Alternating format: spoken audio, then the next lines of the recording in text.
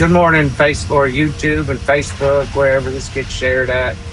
I just wanted to share a quick snippet of information with you this morning. I've been preparing to start preaching back through Matthew. I finished. I'll be finishing up Nahum this coming up Sunday, and I've been reading back through Matthew again, and I'll be starting there in chapter 9.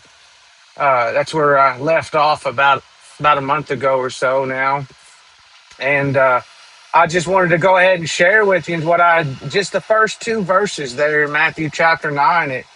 It says Jesus had got into a boat with his disciples and went over to the sea, and then it says he entered into a city, and some men brought a paralytic man to Jesus to be healed.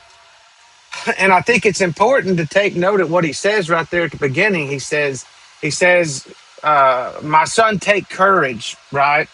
Your sins are forgiven.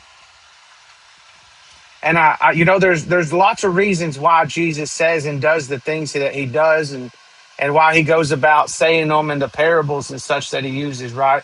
But I think the big takeaway here that I kind of got so far is it better for your sins to be forgiven than it is to be healed, right? When you go back and you study the Sermon on the Mount, he says it's better to enter into eternity or enter into paradise missing an eye or a hand than to be cast into hell with a whole or complete body, right? So I think there's right back to that same thing. The man had a greater need than to be healed at the time. We don't see that a lot in life, right? We sometimes what we see is the right here, right now.